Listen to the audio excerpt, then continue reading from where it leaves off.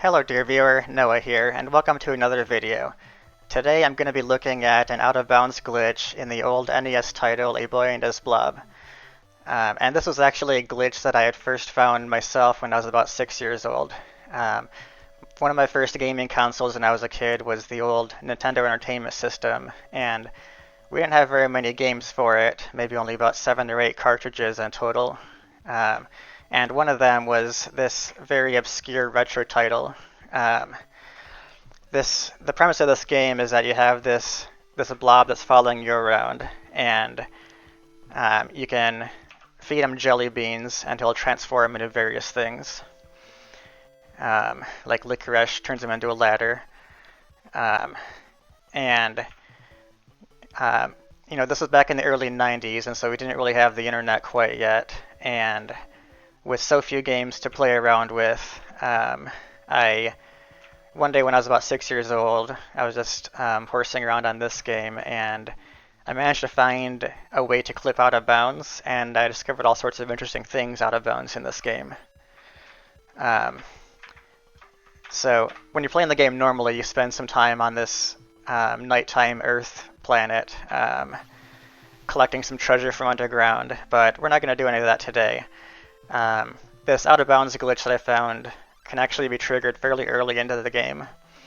And so here I've fed a root beer flavored jelly bean to the blob, and he turns into a rocket. And he's taken me to his home planet of Blobalonia. And there's a bunch of collectibles and just fun, simple platforming in this game.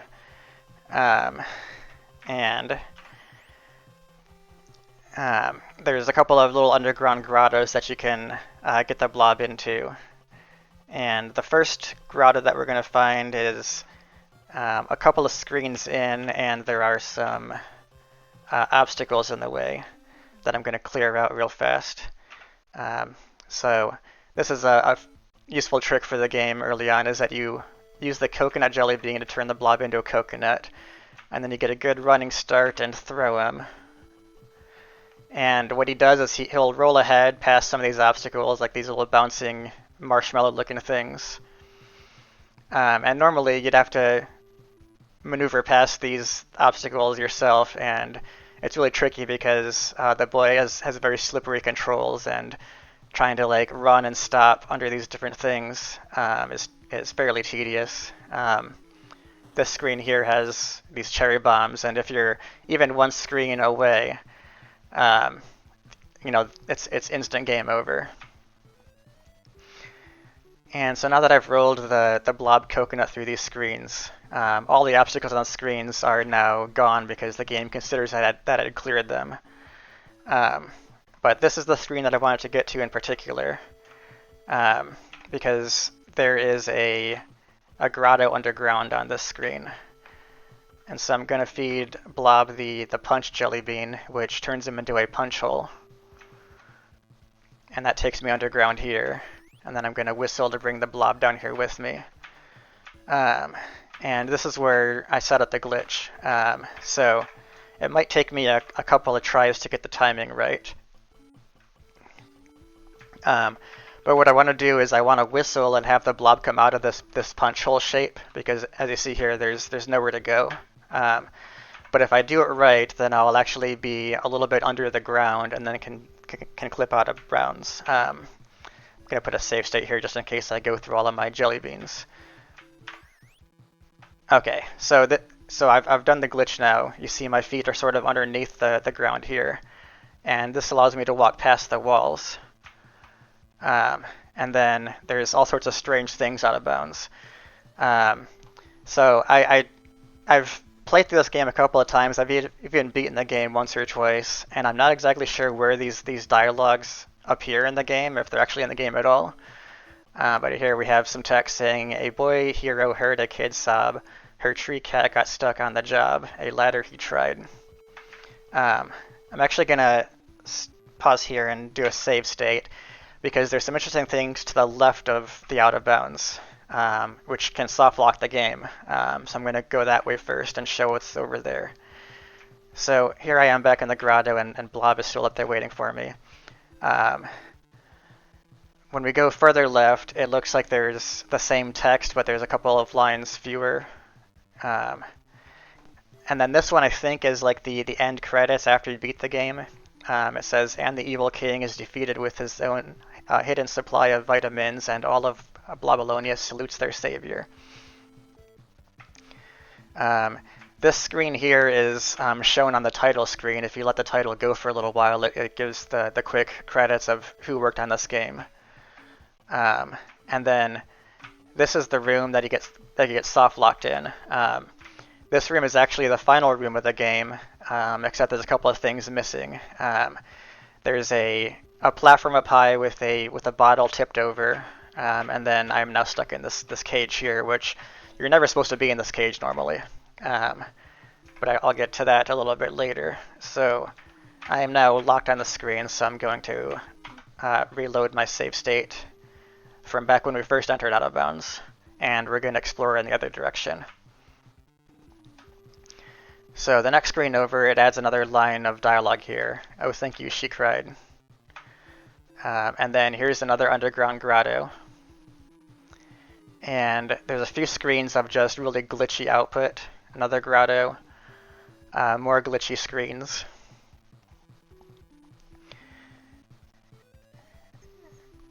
Several more glitchy screens. This is another grotto. It's got a couple of collectibles. I've always called these things peppermints because they look a little bit like the peppermint candy. I'm not sure what they're canonically supposed to be called in the context of this game. But we continue wandering out of bounds past a couple more grottos. More glitchy screens. Eventually we're going to get into the lower part of the cave section, which is near the end of the game. Up on the surface in this part of the game, you'll be running through fields and factories and all sorts of nonsense on your way to the cave systems. A couple more glitchy screens here. Okay, now we're in the lower level of the caves, and there's this crazy contraption here. It looks like it's pumping out like, I always thought these were like Hershey's Kisses with the peppermint candies in between. And I'm just gonna go ahead and run into the fire here, and that spawns me just up here on the screen to the left. Alright, but we're not done with the out of bounds glitches yet. I'm gonna turn this thing off real quick, and then I'm gonna use the licorice jelly bean to ladder up to the higher floor. Because there's going to be a grotto on the other side, and we can get back out of bounds and see a little bit more. So I'm going to whistle and bring the blob up here. Going over to this screen, I'm going to have the blob turn into a bridge for us. I believe that's the strawberry one. I don't really understand what the rhyme or reason is for some of these jelly bean flavors and what they turn into, but strawberry is a bridge apparently. I'm going to bring the blob with me because we still need him to make another punch hole for us. On this screen normally you'd probably do like a trampoline to go up to the upper level, and there might be some more collectibles, but we are going to go underneath. So let's get back to the punch jelly bean. And we're going to go down to another hidden grotto. Got a couple of these collectibles here. And then we're going to repeat the same punch hole glitch and try and get out of bounds here again. Nailed it on my first try. And so let's go, and then we got some more glitchy screens. Those look familiar. Let's do some running. We have another grotto.